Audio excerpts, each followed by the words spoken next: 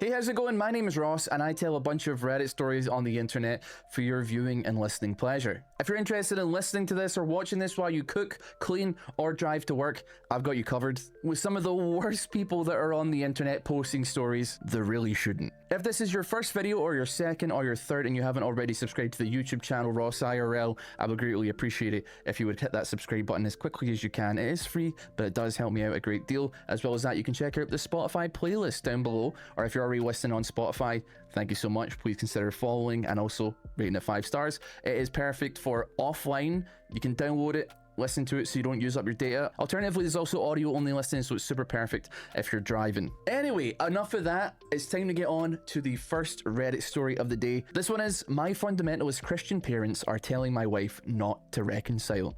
My wife and I were married for 2 years. During that time, I had to open up our marriage. My wife agreed, but kept acting jealous. This led me to filing for divorce. Throughout my 6 months separated, I gained a greater appreciation for my lovely wife. Modern day dating is disgusting. Even if you date overseas, a lot of women will pretend to like you for money. It's honestly disgusting. I didn't have to worry about that with my wife because she makes around the same as me, slightly more. Last week, I realized the love that we have is special and decided to attempt reconciliation. She agreed.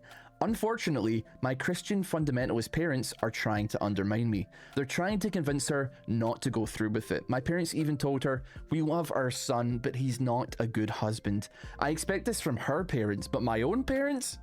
When I told my parents stop meddling in my relationship, they blocked me. I had to call using no caller ID to speak to my dad and mom. This is disgusting. This guy is disgusting. And I am so proud of his parents for, first of all, not taking any BS. They're blocking him. They're like, we don't want to hear it. And second of all, speaking to his wife or his ex-wife and telling them that this guy is just no good. Hallelujah. It's enough to make somebody want to go to church, man. Oh my goodness. It's a story as old as time. The grass is always greener on the other side. He opens up the relationship. Why? I would have no idea. Has a 6-month period of going through modern dating. And you know what?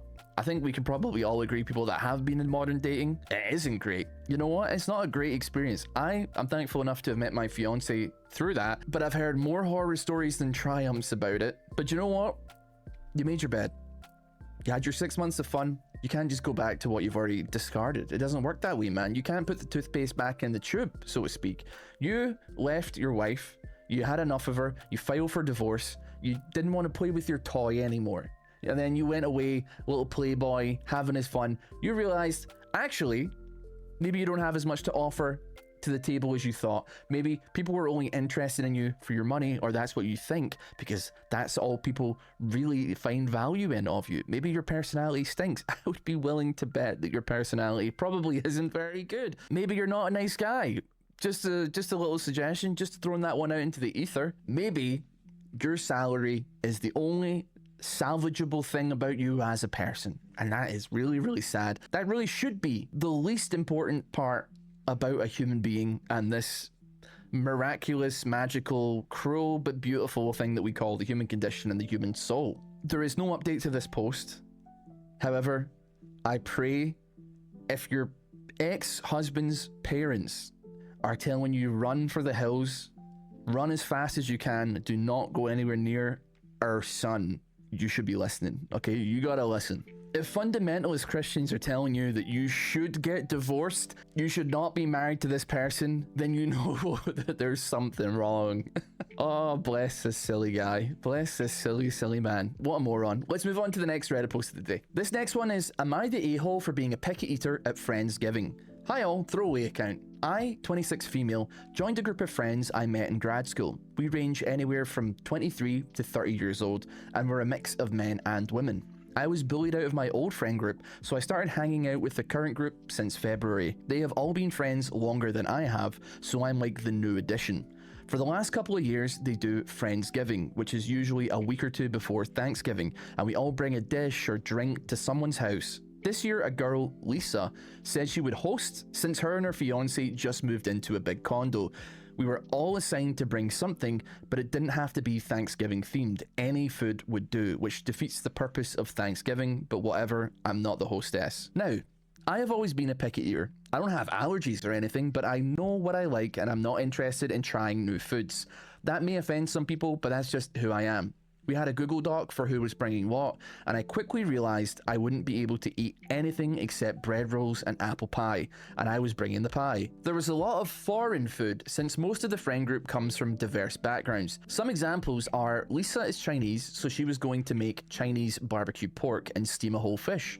Another person's family is Lebanese, so they were going to bring hummus, parsley salad, etc. I googled the foods I didn't know, and none of that sounded appetizing to me. So I texted Lisa and asked her if she could provide something for me to eat so I didn't starve. She asked me what I was thinking, so I provided her with some options, such as pizza, burgers, spaghetti with meat sauce, etc. She said she would. Sorry, can you remind me what of those foods is related to Thanksgiving anyway? None of these are Thanksgiving foods, and I'm not even American. So I go to Friendsgiving and everyone starts to help themselves, and Lisa brings me out a pizza. I asked her where my other options were, and she said there are no other options. I said I liked pizza, so she got me pizza.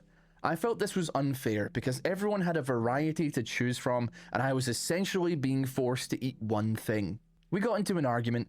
I told her when I gave her a list of options, I expected her to have a few different ones for me, like a good hostess would do. She said no.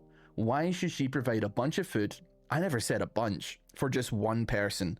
No one stood up for me, and a couple people even sided with Lisa, saying that I was acting spoiled. I ended up in tears and left early without eating anything. Lisa wouldn't even give me back the pie I brought, which was unnecessarily mean. That was a couple of weeks ago, and everyone is ignoring me. Granted, it's nearing the end of the semester, so we've all been busy. I'm starting to feel that there was a miscommunication between Lisa and I, but I wanted to see if anyone would side with me. My friends are aware I only like a few foods, and I feel like I'm being bullied for my tastes. I'm super anxious and upset, and can't focus on my finals. So Reddit, am I the a-hole? Here's the deal, okay? Yeah, you're a pain. Okay, that's fair. Picky eaters, sometimes being a picky eater might have something to do with like neurodivergence and stuff like that, so I'm not inherently saying that it is your fault, but I mean, my first suggestion would be broaden your horizons, try new foods. Yeah, maybe they don't sound appetizing to you, but there's a reason why a lot of these people are probably making staple dishes of their countries. Is because they're extremely popular in the country that they come from. I've had Lebanese food as well. I once ate at a Lebanese place, granted in Japan, and it was like the best food that I'd had the entire time I was there. You're making a tremendous imposition on the hostess, because realistically the hostess, if you asked, probably could and should, and they did. They offered you a pizza, but you have to appreciate as well, Thanksgiving, there's a lot of stuff that needs to be cooked, and there isn't a tremendous amount of real estate in the oven or in the air fryer or in the microwave or in all the appliances that need to make a Thanksgiving dinner happen. Now, obviously, this isn't real Thanksgiving, but hosting anything is still a stressful experience, right? But if you have such a problem with the options that are provided,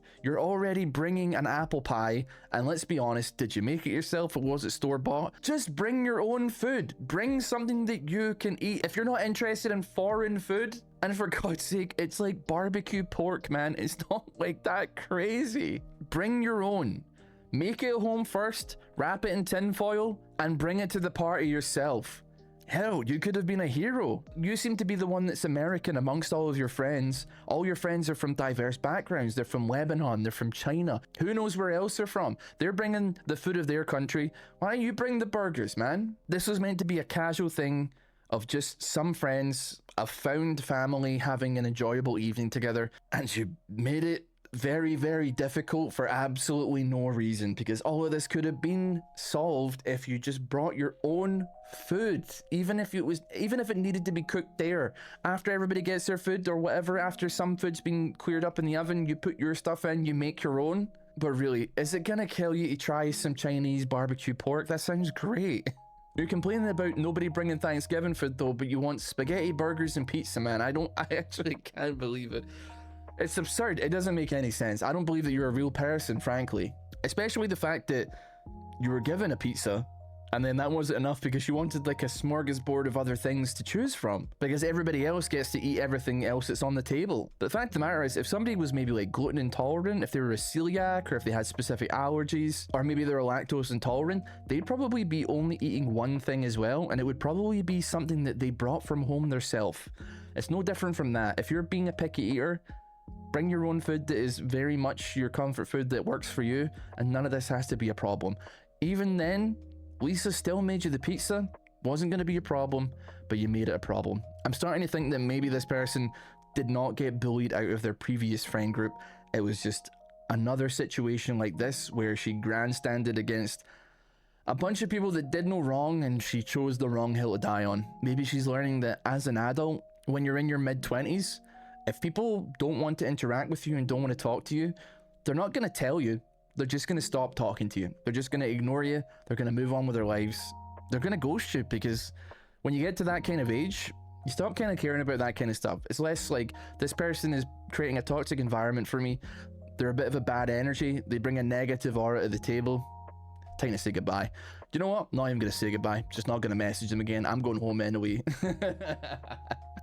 Now, before we move on to the next Reddit post, I do want to say that I'm aware that RAFID does exist, which is the Avoidant Restrictive Food Intake Disorder. I remembered it, which does mean that people can have like a very sensory aversion to like tastes or textures. It could be anything. It could be the look of it. But recommended practice for that is also bringing your own safe foods with you. So I am aware it could not be her fault, but there are also better ways to handle it.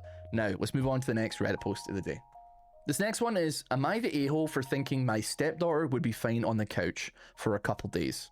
I have 3 kids, 10 female, 8 male, and 7 male, from a previous marriage, and my wife has 12 female. We've been married for 6 months, and all of the kids have had trouble adjusting. My daughter doesn't like not being the oldest / only daughter. My stepdaughter can be possessive over her mother. Neither of them are great at sharing. We just took our first vacation together with me, my wife, the kids, and my wife's sister, who is 23, who also lives with us and helps with the kids. The room arrangements were me and my wife in the master, my sister-in-law in the second bedroom with a double bed, my daughter and stepdaughter in a room with 2 twin beds, and my sons in a room with a double bed. The first night we got to the rental pretty late, and everyone went to bed with no problems. The second night, my wife and I went out, and my sister-in-law told me that my stepdaughter was sleeping in her room because she and my daughter had gotten into an argument. The third night, my stepdaughter came to me and said that my daughter kicked her out of their room. I went to go talk to my daughter, and she said that she hated sharing a room and wanted my stepdaughter gone. I know it sounds mean, but she never had to share a room before, and she's still adjusting. I told my stepdaughter that my daughter needed her own space and to sleep on the couch, or see if she could sleep with her aunt again. She started to cry and went to her aunt. My sister-in-law told my wife what happened, and my wife yelled at me for kicking my stepdaughter out of the room and said that my daughter should have had to leave if she had the problem. But my daughter's used to having her own room and bed. My stepdaughter shared a pull-out couch with my wife for 5 years before they moved in with me. I thought she wouldn't mind since she's so used to sharing beds and sleeping on the couch. My wife started yelling at me for favoring my daughter, and she and my sister-in-law ended up leaving early with my stepdaughter. They've all ignored me and my kids since we got back, and although they never mentioned anything about leaving, I think they might be planning on leaving. My sister-in-law has been taking extra babysitting jobs, and my wife started doing random odd jobs for cash. I'm starting to think that I screwed up here, but I wanted to know if I was the a-hole for thinking she'd be fine on the couch for a few days. So there's a lot to say about this one. First of all, yeah, it seems like this guy is like very much favoring his daughter, which I guess is to be expected, but I think the big thing to think about here is the fact that his wife and his stepdaughter are coming into his domain, so to speak. They're coming into a place that they might not necessarily feel is super comfortable for them or super safe for them. They've moved in with him. Things might not feel like it's their home yet, especially if the daughters are still arguing with each other. You need to be extremely empathetic, extremely careful with not othering your stepdaughter here. You already have your little clan of 3 kids that have their little clique, and your stepdaughter is coming into this equation as a complete outsider. You should be doing absolutely everything in your power to make sure that they are in this together. That might include punishing both of the girls, but if you're going to do that, you have to punish them equally. If they're arguing, you cannot say one gets the comfy bed, one gets the couch, just because one's used to slumming it with their mother because they were, I don't know, living on a couch for 5 years before they moved in with you. You need to create some unity between them. But also, you don't have to resort to making one of them sleep on the couch and one of them sleep in the room with a wasted bed. Both of them sleep in the room. If they have a problem with it, that's tough. Don't speak to each other for the rest of the night, get a good night's sleep, and have a conversation in the morning. Exiling a 12-year-old girl to a couch and letting your daughter keep these beds is beyond absurd. I don't even know if he realizes that he is just favoriting his daughter so much. But yeah, they're 10 and 12. Their hormones are going crazy. They are very likely going to clash, especially considering it's almost like a territorial dispute. This 10-year-old girl maybe feels like her space is being invaded, and this 12-year-old girl feels like she's not part of this new family. You gotta be empathetic, man. You gotta like have some sense. You're so stupid, actually. You got a nice little family and you're messing it up for no reason whatsoever, apart from the fact you're a bonehead. We are lucky enough that we do have comments from the original poster that have been kind of compiled here for our listening and viewing pleasure here. So the OP says that his daughter has never had to share a room before, and it was hard for her. So as punishment for your daughter getting into an argument with your new stepdaughter, who doesn't want to share a room, you punished her by giving her the entire room to herself and making your stepdaughter sleep on a couch. I think if you were to think about that one logically, you'd see that that doesn't make a whole lot of sense. If either of your daughters don't like the sleeping arrangement, it should not be on you to delegate an alternative arrangement. If one of them wants to go sleep on the couch and it's their decision, they're more than welcome to. However, I think they'd both rather have the nice comfy double beds. But if your daughter doesn't want to share a room, that's tough luck. They will get over it eventually. Oh, but hold on though. It was a nice pull-out couch. It was probably better than the one she slept on for almost half of her life. That's a horrible thing to say about your stepdaughter, by the way. Presumably there's some financial difficulty that her mother had to go through, and that ended up with them sleeping on a couch for a long time. But that's just like such a mean-spirited thing to say. This is a really, really good point, actually. Maybe you should have consulted her before booking and got them separate rooms. If you knew that your daughter was going to be awkward about sharing, or if you knew that your daughter was going to be like a bit abrasive about everything. As well as that, you're putting children into a new, challenging living arrangement, but you're not willing to help them adjust, and you expect them to figure it out on their own. I've said this many, many times when I done videos on these Reddit posts and on these Reddit stories so far. These children, and every time it's always children, they don't have like the emotional facilities, the emotional maturity, the emotional wherewithal to tackle these solutions in a way that is healthy. They haven't necessarily been equipped with it yet. That's something that comes with time, that comes with nurturing and guidance of a good moral compass that is the parental figures or the guardian figures that are in somebody's life. Every single time it is somebody with like the emotional maturity, and the tools at hand are like a rock and a stick, and they're just trying to make fire. They have no clue what they are doing. They show like absolutely no empathy. They don't understand anything. They just think, oh, it's kids being kids. But you need to boil it down. They're little people. What they are feeling is exactly the same feelings that we as big grown-up people feel, but they just don't know how to unpack it, analyze it, like deal with it, cope with it, handle it. They don't know where to channel it. So it ends up in kids acting out. They start arguments, they throw things, they maybe start a little fight, but you have to water the saplings if you want to see it grow. The OP here also said, if I put the girls in separate rooms for the vacation, the boys would have also wanted their own room, and finding a 6-bedroom vacation rental that doesn't cost more than my mortgage is impossible. The boys will be able to handle it. They're pretty close in age, an 8-year-old and a 7-year-old boy, okay? They're very, very close in age, and guess what? They're both your biological children. They are already like supremely bonded. They might have a bit of an argument, but guess what? It's not going to cause anything too crazy. They are your blood family. They're your blood sons, and they're far more likely to just get on with it and be fine with sharing a room with each other, since they're only a year apart, than your stepdaughter and your actual daughter. My daughter's not a brat. She's having trouble adjusting to a new living situation. Okay, but whose job is that to help her work through that? Her teachers? Her after-school care assistants? Her tutor? Her soccer coach? Her dancing instructor? Her karate teacher?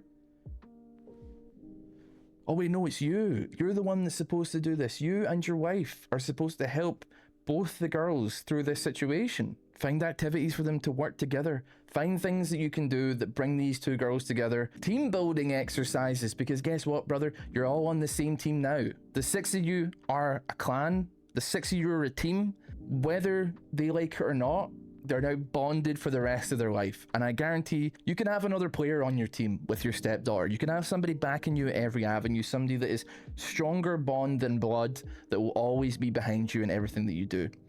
But if you treat her like this, the second that she has the option to, it's just going to be a relationship between her and her mother. You're not going to have anything to do with that. And hey, if you keep treating her daughter like that, buddy, I don't know. It sounds like they've been through a lot together. She'll be out the door faster than you can say pull out couch. I'm noticing a bit of a pattern that a lot of these Reddit posts seem to be from stupid guys. Anyway, let's move on to the next Reddit post of the day. This one is, I told my wife, 53, that she couldn't do it without me, 34. Turns out she can. That's a good title. I made one stupid, selfish comment to my wife a week or so ago, and now my life is in disarray. My wife is in some crisis. Her work is closed and she's being paid, but she's home with her kids now, including one 3-year-old. She gets breaks on Monday and Friday with childcare. We went into having kids knowing she wanted to be a working mother, so this has been an adjustment to say the least. On to the OG fight. She spent a long day with her kids and the neighbouring kids, and when I came upstairs from work and she asked for a break, I didn't respond well. I made excuses and didn't offer help, and for the first time in years, my wife lost her temper and cursed at me. Like an idiot, I dug in and thought I was right. I admit, we both said some unkind things, but after Reddit humbled me and she made me sit down and write a list of things I did for the family that day and compare it with her longer list, I apologized. She accepted, and I figured things would go back to normal. They haven't. My wife used to include me in parenting our kids. I did dance pickup most weeks and bedtime was split. I gave baths, made dinner, all the stuff. Since our fight, my wife hasn't asked me for any help with the kids. The first morning I woke up on what was supposed to be my morning with the kids, I figured she was just being nice or trying to prove a point, but it keeps happening. She didn't even send them down to say goodnight last night. Normally, my wife does this silly game where she sends my son to ask me to read 5 books, and then we would negotiate down to 1 or 2 and race upstairs. Last night, I heard her racing him, and came up to find her doing bedtime yet again. The kids haven't even noticed. It's like she's replacing me. When we were fighting, I said something really dumb that's living inside me and festering. My wife was being really nasty and said, you wouldn't see the kids a quarter as much as you do if I didn't arrange it, and I'm done managing you. I defended myself. I'm not an absent parent, and said something along the lines of, I'd like to see how long you can manage without me. Consider my foot officially in my mouth. She started running again. She's cooking really healthy and often. Every night I come home to my perfectly happy Stepford wife, doing it all without me, and I feel empty inside. How do I fix this? I don't even know where to begin. At this point, I want to beg her to go back to how things were. This wasn't what we agreed on. This is really sad, man, because I definitely feel this from like a personal aspect. I definitely had a dad when I was growing up that spent a lot of time working from home in a room that was very separate to where we were spending time, and it does kind of suck. I think it kind of sucks is a bit of an understatement. This mother is Wonder Woman, as far as I'm concerned. She sounds a lot like my mum. A dumb guy that thinks that she's gonna fall to pieces if he's not there, and God help him, does she do it all and more? Not just like working and also like taking care of the kids, but she's cooking, she's running. This guy is in some severe trouble, and it's absolutely beautiful if you ask me. It doesn't sound like this guy has any interest in parenting his kids. He misses it, but like, why does he even miss it? It sounds like the only times that he would actually parent his kids anyways were very scheduled. They had to be scheduled. If they weren't scheduled, then he isn't going to do it. I mean, during all of this period of time where his wife has been taking care of anything, why isn't he inserting himself into it to help parent anyway? Listen, I know you might feel like it's very pitiful that you're doing that. I don't know what the reason for it might be. You might think it's like crushing your masculinity or whatever, but you're allowed to step in and be involved in bath time and be involved in playing with your kids and like doing stuff. What's your wife going to tell you to do? Stop parenting the children? You need to prove yourself, man, because you had a little thing going on where your son would come down and ask you to read books, but that was all set up by your wife anyway. That was set up by the mother. If she wasn't doing that, would that interaction take place at all? Would you come up and have that same negotiation from the basement? Or does your son always have to go down for you to parent him? Your complaint is that your wife hasn't asked you for any help with the kids. She doesn't need to ask for help, and she shouldn't ask for help. They're your children. Just go and parent them, man. What are you talking about? Come up from the basement and play a game with your kids. Do something with your kids. Watch something with your kids. I don't know, cook something with them. There is like a bajillion things that you can do that a child is going to find awesome. I just don't get it, man. I just don't get it. Lord help you. Regardless, let's move on to the next Reddit story of the day. This one is how to help daughter get past childhood abuse. So, I've recently been working things out with my 16-year-old daughter. When she was around 5 or 6 years old, I started hitting her and said many things that I now regret over her grades, piano, etc. Before that, she was very extroverted and outgoing, but then she started to become extremely introverted and had a lot of trouble making friends and socializing. Her grades were awful, and she got bullied a lot at school. Now, we have a very competitive social circle, and everyone else's kids were extremely intelligent academic-wise, and constantly had all A+, whilst our daughter had C's and D's. Of course, none of the other parents hit their kids, which we now regret. We went through some of the things that really upset her, and here are the top ranges. One of the things that she's mentioned that really scared her was this. Once in grade 3, she threatened to kill herself after a very bad math test. We were at my mom and dad's house, and I was very upset that she threatened to kill herself over nothing. So I gave her a pair of scissors and gave her two options. Either she killed herself and then I'd kill myself after, or I'd kill her and then I'd kill myself after. Once again, I regret this. She also mentioned that I would chase her around the house with chopsticks or hit and yell at her in front of other parents and kids, which made her feel embarrassed in front of her childhood friends that she grew up with. Another instance was how she wasn't allowed to cry too much at home or complain about the bullying. In grade 4, some kids made racist remarks at her, and she came home crying and wishing they died, and called them B words. I didn't react in the best way, and hit her for it, and she mentioned she had difficulty opening up to me afterwards about her problems. Finally, she thought her family was experiencing massive financial issues and a divorce. When she was maybe in grade 5 or so, my husband lost millions of dollars in a poorly thought out business venture. Understandably, I argued with him many times and unfortunately did throw some things when she was around. I threatened a divorce, and during this time she spent a lot of time with the couple that owned a laundromat nearby. And she's mentioned that sometimes she wished they were her parents instead. Another thing that she's never really recovered from due to this experience is how she dresses very poorly and economizes as if though she were living on food stamps. When we initially talked about this, she mentioned she didn't like my attitude. I kept telling her that I could atone for it with my death, and I did get quite emotional and broke down and started crying and telling her it was all my fault. She mentioned I sounded sarcastic and not at all sincere, and that it was tough how she had to comfort me instead, especially since she was the one who had went through all this. I'm not proud of it, but I get emotional whenever we try to have talks about this and lose my composure. She has a lot of difficulty making friends still. Most people assume that she comes from a very poor and uncultured family because she constantly dresses in ratty clothing that look like they came from a donation bin, and is always very quiet, which is especially detrimental since she goes to a preppy private school. Neither she nor her brother are close with their father, who is constantly away on business or golfing trips, and they were both at some point of their lives raised by a nanny, which may have caused them to further alienate themselves from us. She prefers company of animals over humans too, and this bothers me, and I have no idea how to separate her from her pets. When she's upset, she spends hours in the pets room instead of talking with people, even though she's got severe allergies to her animals. It's also hurtful. Sometimes I feel like she loves her rabbit more than me.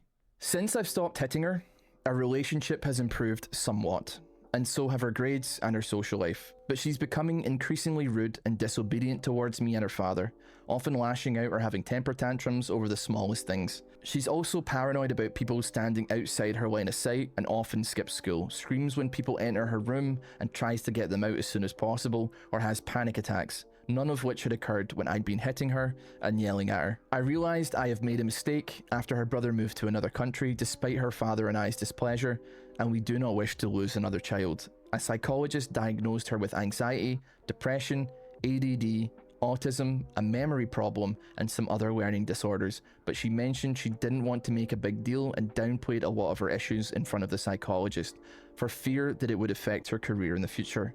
I do admit I didn't take the diagnosis seriously at first. My husband and I didn't do any research and dismissed it as a way for the psychologist to make more money. But my daughter has been getting increasingly more agitated and often isolates herself in her room for many hours at a time, or had mental breakdowns or mentioned she wanted to commit suicide over math, which had never been her strongest subject. Thankfully, she passed and is no longer taking the subject. One thing that bothers me is how normal she acts around other people.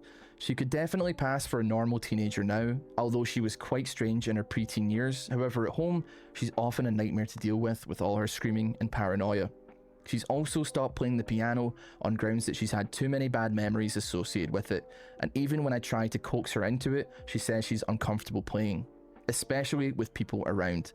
Can you provide advice on how to fix our relationship? Edit, she is extremely uncomfortable talking about it to a family counsellor, so that's why we're resorting to the anonymity of the internet. Any advice on how to fix a relationship? I think there is none. I don't think that there is any. I think it's probably over. The second that this girl gains any autonomy over her own life, I think that she's going to be a gigantic daughter-shaped cloud of dust and smoke as she blasts herself through a wall and out of your life. This is like probably like one of the most horrible stories I've ever read. This is like genuinely awful. The fact that even later on in the story, she talks about how her daughter has got a short temper with small things, is lashing out, is shouting a lot and yelling, and you have to think maybe that is something that she learned from you, from all the lashing out and screaming and yelling and hitting over small things. It does get worse though. There is a comment that has been archived since it seems that everything was deleted in the original thread from the original poster. It says, I know this sounds bad, but she used to be very sweet. It's been years since we stopped hitting her, and I feel like her personality has been steadily getting worse ever since we started spoiling her. She responds very harshly to any form of criticism my husband and I give her, and is irritable when we ask her for help, or ask her to hurry up. For example, ever since I've told her to start talking freely about her emotions, her excuse for staying up late every night is that I'm scared of the dark since you used to lock me up in the basement. This is quite a lot. That's horrible. This is the worst Mother of the Year award at the very least. This is brutal to read. This is very, very brutal to read. I don't know how old this girl will be now, but this story, I mean, this is like a year old. She's 16. There's not a lot of time left until she can be free. I mean, she might just be closing in on that now. She might be coming very close to her 18th birthday, and at that point, I think she's heading for the hills, if I'm honest with you. And I think that she has every right to. I think she's put up with a lifetime of abuse in such a short span of time, and she's so young, 5 or 6 years old, and having to deal with that. It's absurd.